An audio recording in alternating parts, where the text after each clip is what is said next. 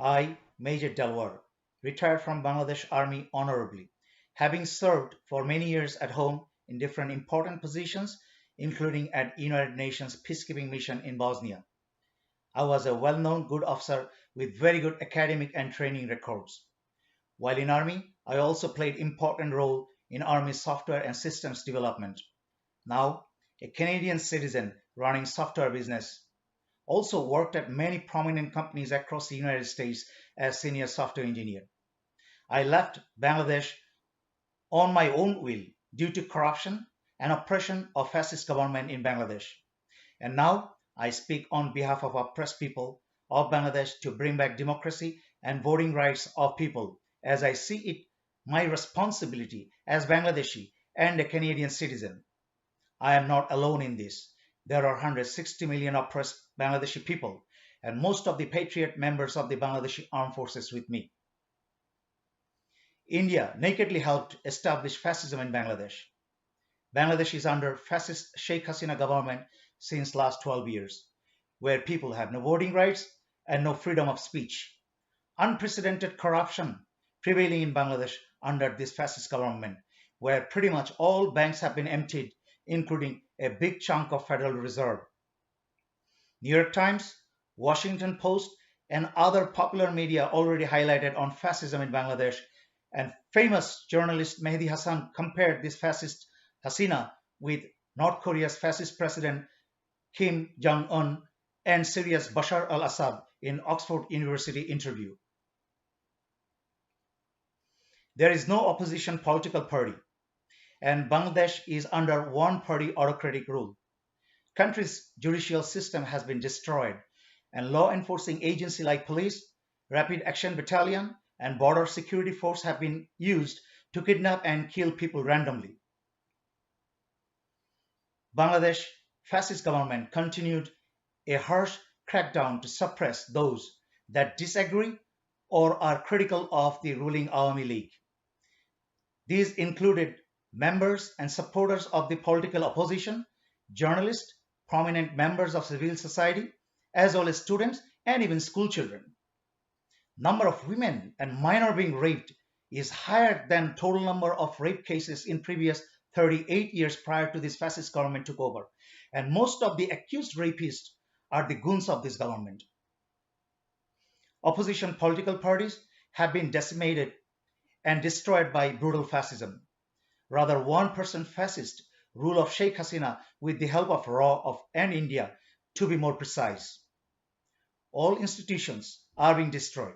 Country's judicial system has been destroyed, and former Chief Justice S.K. Sinha was forced to resign and literally kicked out of the country by DGFI under direction of fascist Prime Minister Hasina, which has been narrated by former Chief Justice himself on his memoir, A Broken Dream. Digital Security Act have been passed to criminalize free expression. Meanwhile, thousands continue to face charges for their social media commentary. Human Rights Watch, a New York-based NGO, has described RAB as a Bangladeshi government a death squad. Adhikar, a Dhaka-based human rights organization, reported at least 3,000 people lost their lives in extrajudicial killing between January 2009 and May 2020 in Bangladesh. Over 1,000 people have been killed, followed by disappearance. India implanted puppet government in Bangladesh, not allowing people to vote. That was self-confessed by former Indian President Pranab Mukherjee in his memoir, The Coalition Years. India trained Awami League goons on disappearance and killing of people in Bangladesh. India pushed about 3 million illegal Indians into Bangladesh and absorbed them into Bangladesh police and other government sectors, and also into business sectors like garments, railway contracts, power plants, etc., who earns over 10 to 12 billion US dollar each year and sends them to India without paying tax in Bangladesh. India has been working secretly destroying Bangladesh economy. Indian economy is in complete disarray, where their GDP fell to minus 32%, and they started selling gold from Federal Reserve. India is at the verge of collapse. There are a lot other bilateral issues like Farah Barrage, Tista water sharing, corridor linking eastern provinces of India through Bangladesh, etc., where India takes all advantages from Bangladesh but gives nothing in return. Whereas current unemployment rate is very high in Bangladesh itself. In social media live video, I asked Bangladesh government to oust all illegal immigrants of India and place unemployed Bangladeshi men and women in their place, which is very valid nationalistic demand. It has nothing to do with any religion. Just like any other Western countries are implementing stronger immigration process, and no country allows illegal immigrants. Bangladesh is one of the most secular countries in the world where people of all religion lives together in harmony. In my live videos, I equally appreciated patriotic Hindus and Muslims and equally blamed Muslims and Hindus traitors who are working against the interest of Bangladesh, which any country would do. And Indian media is spreading lies and putting false color of racism and extremism in their media. Whereas India is the most communal country in the world. They are persecuting Muslims, Christians, and low caste Muslim Hindus in the name of CAA and NRC.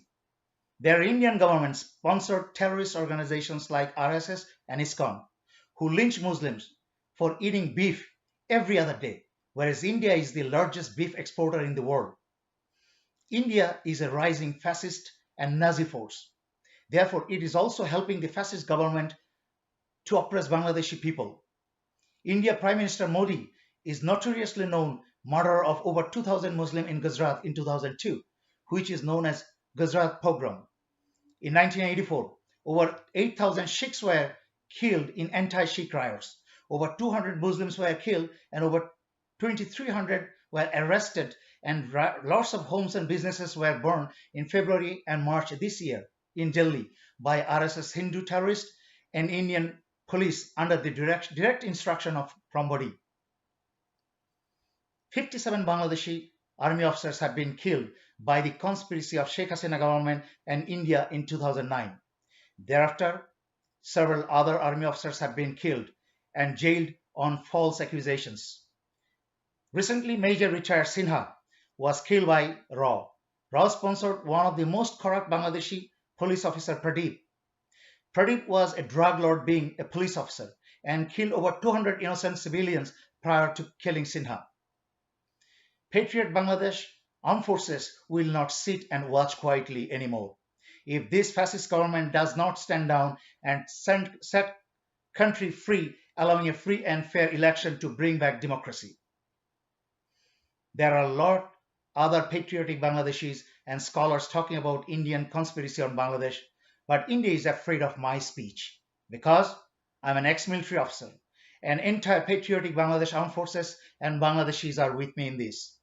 India is afraid of Bangladesh army because of its capability and strength, and Bangladesh army being one of the strongest army in the region. They tried to destroy Bangladesh armed forces several times, but failed miserably. Therefore, I ask Indian media to stop spreading lies and nasty propaganda. You don't have the courage and power to fight, so you resort to propaganda. Propaganda is a work of weak, feeble, and cowards. You can never win if you don't have a good and righteous cause. Bangladesh and Bangladeshis have righteous cause, and we shall win. All Indian neighbors have left Indian alliance due to India's big brotherly aggressive attitude and meddling into internal affairs of neighboring countries. I ask again all illegal Indians to get out of Bangladesh, and I ask India and its goon RAW to stop messing with internal affairs of Bangladesh.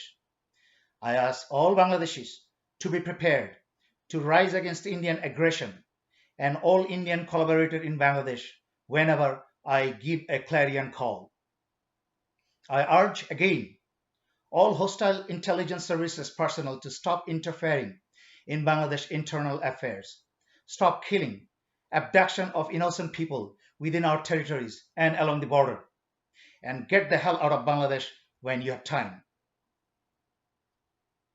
Otherwise, all of you will be sorted out and Appropriate action will be taken as per law of the land by patriotic people and all institution and disciplined forces of Bangladesh. But we categorically say we want good relationship with all as our foreign policy suggests. And we want friendship with all and malice to none, provided you stop interference in our peace-loving Bangladesh. We have topped again in United Nations peacekeeping according to the latest statistics. If we can maintain peace in the world, definitely we can maintain peace in our beloved motherland too. So I urge whole world to allow us to remain at peace, independent and democratic as we are the foremost nation who have consistently delivered peace around the world. We we think we deserve we deserve it and capable to maintain in our country too. Thank you all. Stay with oppressed and against oppressors around the world. Let there be peace everywhere in the world. Beloved Bangladeshis, remain firm, disciplined, confident for peace, freedom and justice, and remain ready, if need be, to tear down fascist government if it does not change its course like 1971 to protect our very dear independence and democracy. May Bangladesh remain independent and democratic forever. Thank you.